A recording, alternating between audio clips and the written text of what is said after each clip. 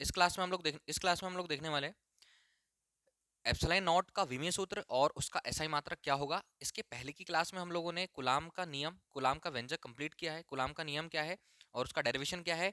उस क्लास में मैंने सिर्फ यूनिट बताई थी। डायमेंशनल फॉर्मूले पर हम लोग यहाँ पर डिस्कस करने वाले। डायमेंशनल फॉर्मूले का मेरा एक और वीडियो बना हुआ है, तो उसको एक बार आप जरूर देखिए और फिर इसको अच्छे से देखिए, ताकि डायमेंशनल फॉर्मूले से रिलेटेड कोई भी अगर भौतिक राशि फिजिक्स के अंदर आप लोगों को मिलेगी तो आप उसको बहुत अच्छे से कंप्लीट कर पाओगे। देखिए, हमने कूलाम का नियम किया था F equal 1/4 pi epsilon not into Q1 Q2/R²।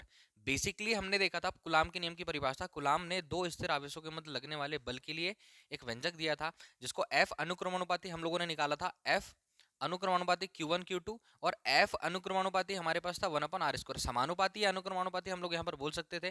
तो कूलाम का नियम क्या है, दो स्थिर विद्युत आवेशों के मध्य लगने वाले आकर्षण बल और प्रतिकर्षण बल, या तो आकर्षण बल या तो प्रतिकर्षण बल के बल दोनों आवेशों के परिमाण के गुणनफल के अनुक्रमानुपाती होता है और दोनों आवेशों के बीच की दूरी के वर्ग के व्युत्क्रमानुपाती होता है। अब हमको यहाँ पर एप्सिलॉन नॉट की यूनिट चाहिए और डायमेंशनल फॉर्मूला बनाना है।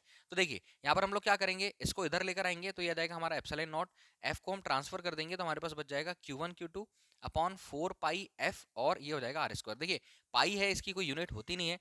एप्सिलॉन नॉट इक्वल, इसकी यूनिट बता रहे हैं पहले तो हम, ऐसा यूनिट बना रहे हैं, देन उसके बाद हम उसका डायमेंशनल फॉर्मूला विमीय सूत्र बनाएंगे ताकि आपको कोई डाउट नहीं हो। ऑब्जेक्टिव से रिलेटेड भी क्वेश्चन एग्जाम में जब आता है तो हमको यहाँ पर बनना चाहिए।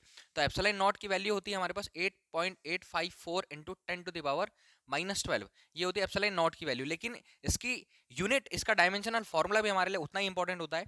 आवेश जो दिया हुआ है, कूलाम आवेश जो देकर रखा हुआ है, आवेश, ठीक है, इसका मात्रक होता है कूलाम। आवेश के लिए परिभाषा क्या है कि कोई पदार्थ अगर आवेश युक्त हो जाता है, विद्युन्मय हो जाता है, तो वो अपने से हल्की वस्तु को अपनी ओर आकर्षित या प्रतिकर्षित कर सकता है, तो वो गुण आवेश कहलाता है, चार्ज कहलाता है। चार्ज, और अगर हम करंट की भाषा में बोलेंगे तो 1 एम्पियर का करंट अगर 1 सेकंड तक किसी चालक में प्रवाहित होता है तो वो 1 कूलाम आवेश कहलाता है। अब देखिए, यहाँ से Q1 Q2 तो ये हो जाएगा हमारा कूलाम का स्क्वायर पर एफ का मतलब न्यूटन होता है, तो यहाँ पर हो जाएगा न्यूटन इनटू मीटर स्क्वायर। ये आप लोगों को याद रखना है, ये हमने इसकी ऐसा यूनिट बनाई है, एप्सिलॉन नॉट की ऐसा यूनिट, और उसकी वैल्यू होती है 8.854 इंटू 10⁻⁻12। एग्जाम, बोर्ड एग्जाम में अगर हम देखें तो ऑब्जेक्टिव के फॉर्म में फिजिक्स के पेपर में डेफिनेटली पूछता ही पूछता है, तो उसको अच्छे से समझना है। इसकी यूनिट मैं लिख दे रहा हूँ, कूलाम स्क्वायर पर न्यूटन इनटू मीटर स्क्वायर। अब इसका डायमेंशनल फॉर्मूला हमको बनाना है, तो डायमेंशनल फॉर्मूले का सीक्वेंस आप लोगों को अच्छे से याद रखना है। कूलाम स्क्वायर पर न्यूटन इंटू मीटर स्क्वायर, ये हमने इसका ऐसा ही मात्रक निकाला। जब भी हम इसका डायमेंशनल फॉर्मूला बनाएंगे तो डायमेंशनल फॉर्मूले का सीक्वेंस एम एल टी और ए, ये हो जाएगा स्क्वायर ब्रैकेट के अंदर। एम का मतलब होता है मास, एल का मतलब होता है लेंथ, टी का मतलब होता है टाइम और ए का मतलब होता है एम्पियर, द्रव्यमान, लंबाई, समय, और यहाँ पर आ जाएगा एम्पियर। यहाँ आपको जो भी भौतिक राशि दी होगी उसको पहले आपको किलोग्राम, मीटर में, सेकंड में और एम्पियर में चेंज करना पड़ेगा, फिर हम उसका डायमेंशनल फॉर्मूला बनाएंगे। एफ अगर आया है हमारे पास न्यूटन, तो न्यूटन के लिए मैंने आप लोगों को पहले इसके पहले वाली वीडियो में बताया है, फिर भी देखिए यहाँ पर न्यूटन इक्वल होता है किलोग्राम इंटू मीटर पर सेकंड स्क्वायर। किलोग्राम के प्लेस पर हम लोग एम लिख देंगे, मीटर के प्लेस पर हम लोग एल लिख देंगे, एस मतलब होता है सेकंड, इसके प्लेस पर हम टी लिख देंगे, टी स्क्वायर। तो ये हो जाएगा एम एल टी की पावर -2। इसको आप अच्छे से याद रखिए, कोई भी डायमेंशनल फॉर्मूला जब आप बनाओ तो इससे बहुत आसानी होगी, डायरेक्ट आप ये लिखोगे और उसको आगे सॉल्व करोगे। कुलाम के प्लेस पर हम लिख देंगे कुलाम स्क्वायर, इसको मैं और अच्छे से लिख देता हूं, यहां पर लिख देता हूं कुलाम इंटू कुलाम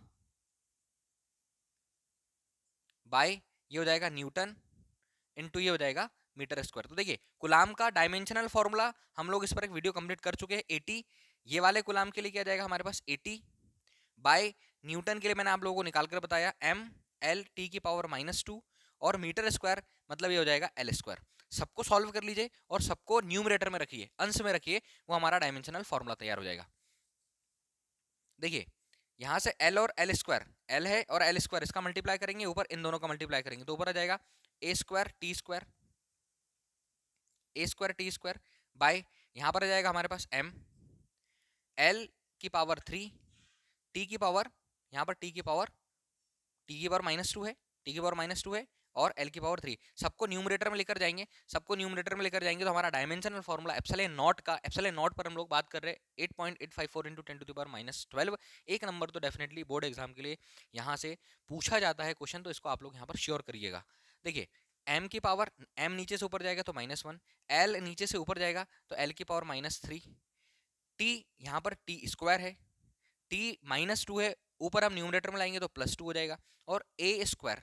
अब इसको और सॉल्व कर लीजिए, एम की पावर -1, एल की पावर -3, टी की पावर 2 और 2, टी की पावर 4, और ये हो जाएगा ए स्क्वायर। यहाँ पर देखिए ये डायमेंशनल फॉर्मूला हम लोगों ने बनाया एप्सिलॉन नॉट का, जो कि कूलाम का नियम था। कूलाम का नियम, दो बिंदु आवेशों के मध्य, दो स्थिर बिंदु आवेशों के मध्य लगने वाले आकर्षण बल और प्रतिकर्षण बल का मान उन दोनों आवेशों के परिमाण के गुणनफल के अनुक्रमानुपाती और उन दोनों के बीच के दूरी के वर्ग के व्युत्क्रमानुपाती होता है। एक कांस्टेंट के आया था, कांस्टेंट के पास के की वैल्यू 1/4 एप्सिलॉन नॉट थी। एप्सिलॉन नॉट भी एक नियतांक है जिसका मान मापन की पद्धति पर निर्भर करता है कि किस माध्यम में मापा जाता है, दोनों आवेशों को किस माध्यम पर रखा जाता है। एंड देन एप्सिलॉन नॉट के बारे में हम यहाँ पर डिस्कस कर रहे थे, तो एप्सिलॉन नॉट की वैल्यू कांस्टेंट है 8.854 × 10⁻12 यूनिट हमने यहाँ पर देखी। यूनिट के साथ साथ इसका डायमेंशनल फॉर्मूला, ये इसका डायमेंशनल फॉर्मूला है, बहुत ज़्यादा इंपॉर्टेंट होगा एग्जाम के लिए। फिजिक्स के छोटे छोटे कॉन्सेप्ट से हम लोग यहाँ पर चीज़ों को कंप्लीट करने की कोशिश कर रहे हैं। कोई भी दिक्कत होगी तो आप कमेंट करके जरूर बताइएगा, और अच्छे से मैं वीडियो को और अच्छे से मैं चीज़ों को, कॉन्सेप्ट को आपके सामने लाकर उसको एक्सप्लेन करने की कोशिश करूंगा। दोस्तों इस वीडियो में इतना ही, नेक्स्ट वीडियो में फिर से मिलेंगे, तब तक के लिए थैंक यू सो मच।